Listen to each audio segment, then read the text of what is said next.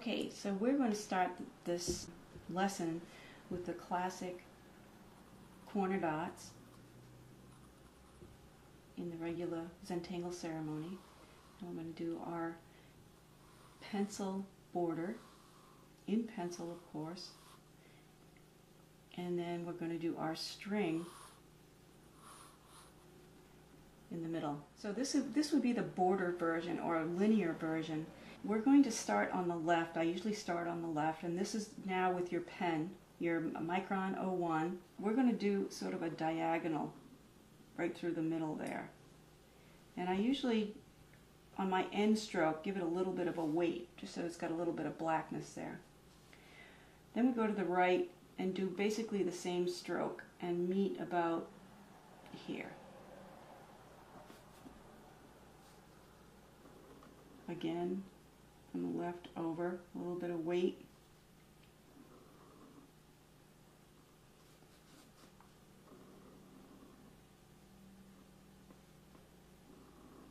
It's the same thing over and over, very simple. Just as soon as you get your rhythm on this, it flows so fast. And it has this wonderful Moroccan woven look, like some leather good being woven.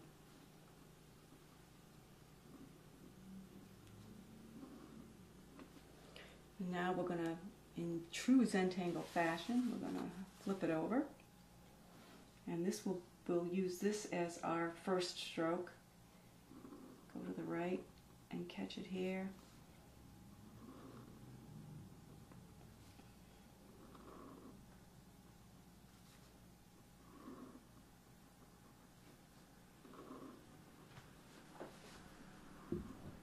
Gentle little weight on this where it meets. Don't overdo that because it'll look kind of messy, I think. Just a little bit of weight, a little bit of black.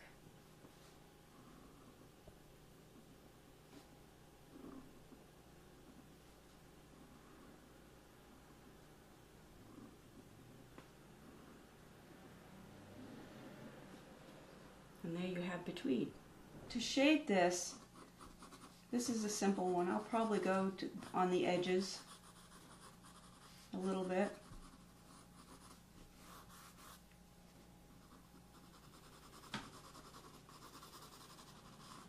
And when you have the rest of your tangles in there, it'll just sort of pop out.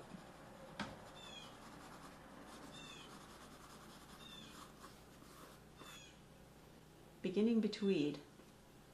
Okay, so the next one we're going to do, again, we'll do our corner dots, our border with the pencil, and you can see that I'm not very exacting about my border. I like it to be a little wavy, a little more organic, as opposed to straight lines. So let's try again a different kind of a border. So now we're going to use this as a stripe. I'm going to create some lines in here.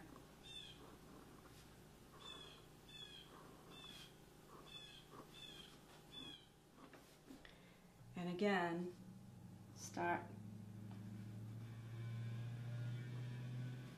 the same way as we did before to fill up these areas.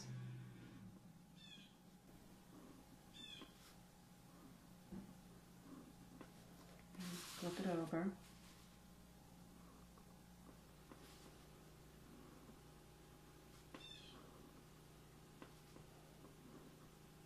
You can see I'm not being real careful, but once you get your rhythm in, you'll see how it goes together.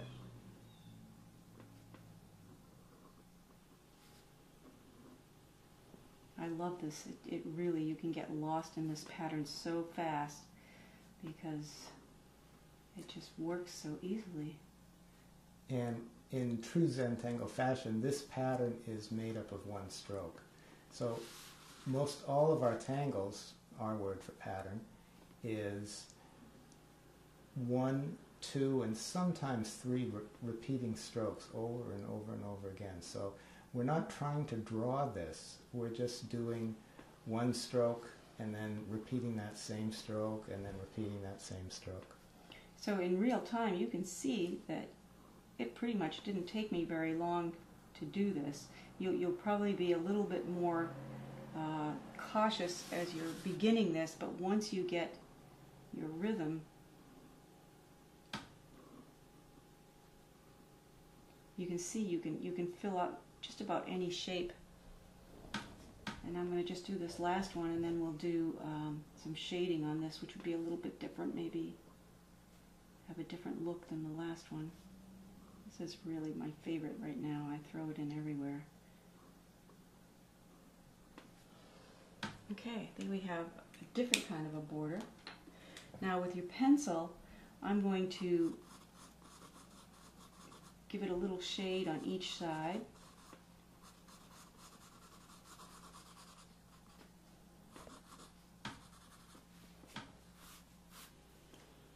Sort of like a snake skin. What do you think, Rick? It's really nice. Or a bracelet, or yeah, you see this pattern in sterling silver jewelry a lot, right? You don't you see that kind of almost a weave looking. And it's another great example of, okay, that's one stroke done over and over and over again, just very deliberately, very one at a time, and you end up with this gorgeous, gorgeous image. The next one I'm going to do is going to get fun. So say, well, this time we're not going to use a border. We're going to go a little bit more wild, if you like. That's my string I'm going to use. And what I found out is with this, with betweed, you can fill any section very easily. And the way I do that is I start putting some diagonals around.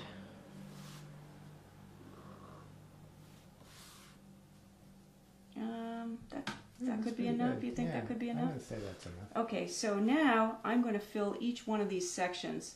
Now, the important part of this now is you have to remember to always start on the left, and if you can do that, you'll see what we end up with. So the repetition is that the first stroke starts on the left. If you just always do it that way, you never have to question it.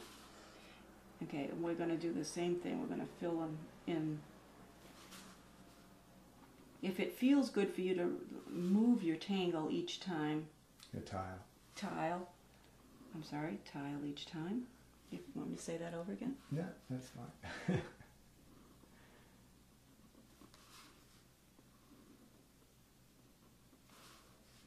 I like how you would fill it up with little balls at the end too. You like that? Okay, that's what I'll do then.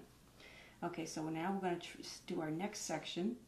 Again, starting on the left.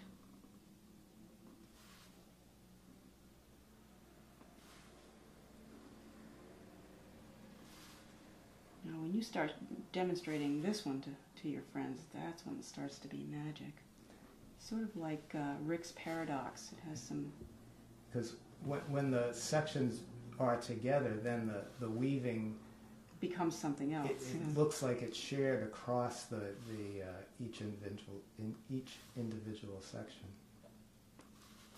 Okay, again, we're going to start with that first stroke. From the left, yeah. A little bit of weight. And when you're practicing, you can try it with no weight and then with a little bit of weight and see what the difference is and see how you like it. So I don't know if you can see what's happening here. Well, it's like an automatic shading. It just suggests that it is disappearing under the other one. Right. Now, in such a small amount of time, we filled that large section with something that's pretty dynamic.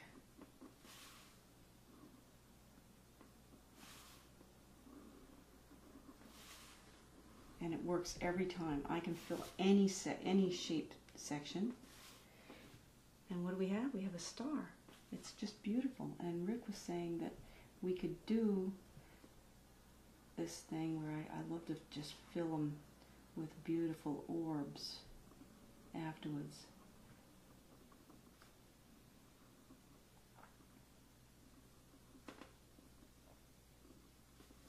So you don't have to try to force the tweed to go all the way down to the lower section. You can use this tangle and just fill it up in here.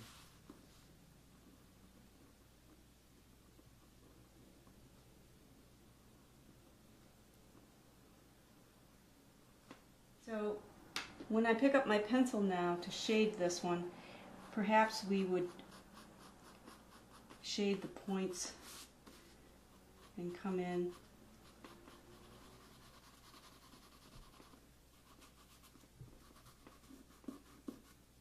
Be careful not to get your shading everywhere. You want dark and lights, but if you start rubbing it all over the whole thing, it'll just look gray. So make sure when you're rubbing your pencil not to get it in where you don't want it. Isn't that pretty? Very cool. Be tweed. Be tweed.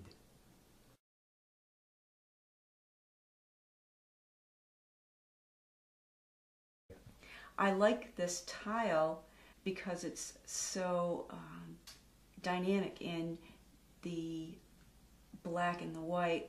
The shading is really beautiful, but remember to leave white space so that you can see the contrast between the black and the white.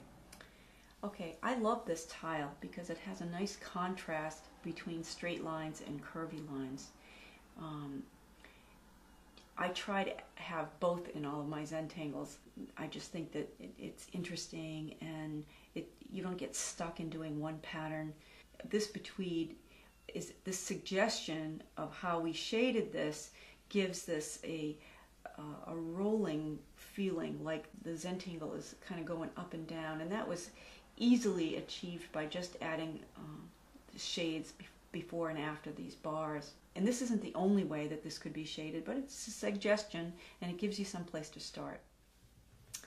And this is just a party. It looks like somebody had a lot of fun. There's a lot of movement going in here. This is just, it looks like it's just bursting, trying to come at you. The energy in here is just wonderful. And then with this movement here, with a little bit of not so structured tangle, and it seems like it's just kind of got away from itself. It's just a fun Zentangle. It's fun to look at. It was fun to create.